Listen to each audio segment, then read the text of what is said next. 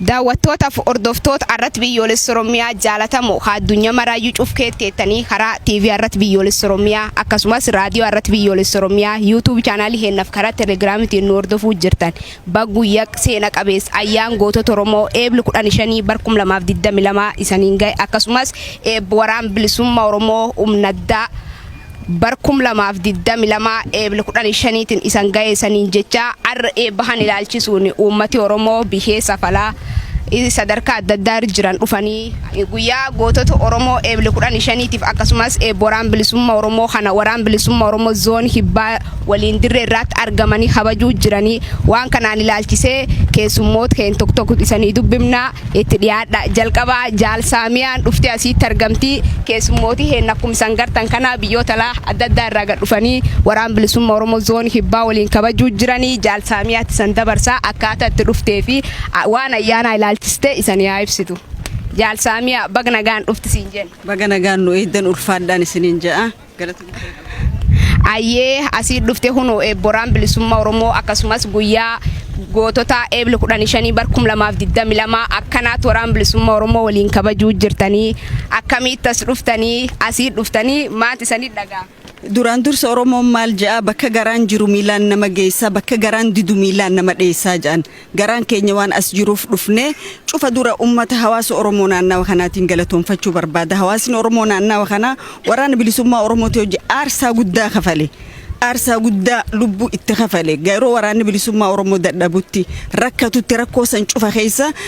tuujii ta'eefi keessa baasee jechuudha. Hawaasa dhugaa barabaraan yeroo hunda galatoonfachuu qabu galata guddaa qabdu isinis araata biyyoolessaa ulfaadha akkasumas ajoonni waraana bilisummaa Oromoo sadarkaa adda addaa irra jirtan baga guyyaa kanaan nu gahe guyyaan kun seenaa hedduu nu yaadachiisa keessaafuu walaloon reefuu seenaa shinni gaarratti hidhattee walaloon hedduu onnee namaa tuyxu miira namaa tuyxu jireenya koo irratti eegaan dhaladhe guyyaa waboo akka guyyaa kannaa tokkottiin eeggadha garuu guyyaan kun guyyaa waliigala National Holiday of the Oromo jedhuun yeroo gabaabatti akka dhufu waaqaas kadhanna isinis jajjabeessine jechuudha. Guyyaa kana mirkaneessuudhaaf waraana bilisummaa Oromoo jabeessuun murteessaadha. So gu'aan gammachuu guddaan na dhagame akkamitti kan dhufe karaansaa dheeraa yoon siime akkumaan siinjee fedhii fi hawwii waan hin qabuuf ganna kana dhufuudhaaf murteeffannee dhufne jechuudha. So haalli jirulleen ulfaataa yoo ta'e asitti aarsaa hedduu kafalaa jirtan lubbuu hedduu wareegamaan dabraa jira. So lubbuun teenya lubbuu teessan hin caaltu isinuu if kennitanii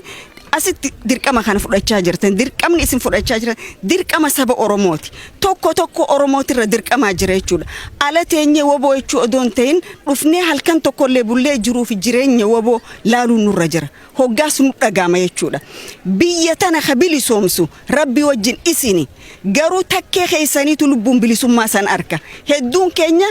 qaama hidhannoo keessa hin jirreetu itti bashannana jechuudha isin hidhannoo sammuu qabdan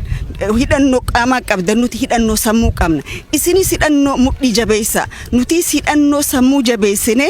waan dandeenyuun akka waboo Global Task Force itti gargaarsa waraana bilisummaa Oromoo idila addunyaa ganna sadeen irra dabarre hojjechaa turre arra waaniin arkerraa ka'ee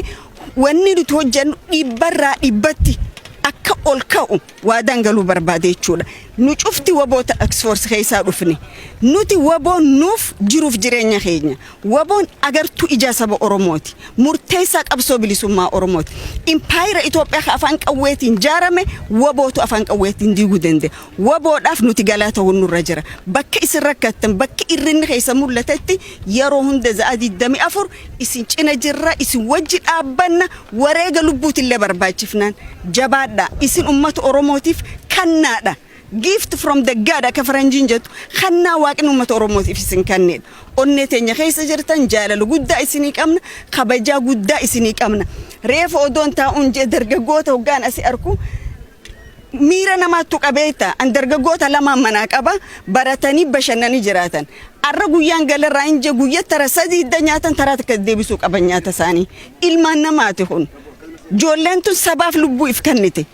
garuu khabiraa bashannanaa jira rakkoo isaan as keessa jiran biyya ambaatitti irraa qoodachuun nurra jira ulfaadhaa galatoomaa kabajaa fi jaalala guddaan isinii qaba araata biyyoolessaa hojii guddaa jirtanii bakka isin barbaaddanitti isin cinaa jirra galatoomaan isiniin jira. Ayyee jaalsaamiyaa guddoo galatoomii isin jenne nu dhugumaatti iyyuu daandii aganga hunnoo irraa haatanii agardaa gad dhuftanii dadhabnee ifannee odon jedhinuu waraan bilisummaa Oromoo waliin argattanii gammachuu hannu waliin qoodachuu keessaniif guddoo galatooma saniin jennaa carrum kanaaf fayyadamtee dhaamsa uummata Oromoo bihee safalaa akkasumas waraan bilisummaa Oromoo zoonilee Oromiyaa marcufkee jiranii dhaamuu barbaaduu jiraate harum kanaan erga dabarfadhee. Fayyaata galatooma waraanni bilisummaa Oromoodha. Dur naannawa tokko fi lama qofatti danga arra Oromiyaa guutuu keessa jira. Kalluuna bishaan keessa balleessinaa bishaan goggoysuu qabna janii lola guddaa saba Oromootiin rabbaname. Lolli saba waraana bilisummaa Oromoo rabbaname sabni Oromoo lola waraana bilisummaa Oromoo rabbaname jeekka taa'e laal. Hundi guugaa shanyii saba Oromoo irratti gaggeeffamaa jirudha. Ganna afran dabre Wallagga afranii fi Gujii fi Boorana waan godhanni beeyna. Hojjaa ilma namaati irratti hin hojjetamne war crime gaggeeffame arrallee sandaran humnoota alagaa afeerratanii humna Soomaalii Banishaangul Ogaden kana cufa afeerratanii uummata Oromoo irratti duguugaa shanyii gaggeessan Oromoon silaa dhumtee baramee lilik dhumti Oromoon saba hundee kush waan ta'eef saba eebbifamaa waan ta'eef dhumuu hin dandeenye saba tokko waaqaa fixa malee nama hin fixu kanaaf waraana bilisummaa Oromoo zooniilee Oromoo cufa keessa jiru jabaadha isin wajji jirra addatee sarrasaa kan namale harka keessan diinatti kannina waraanni bilisummaa Oromoo duruu beekamaadha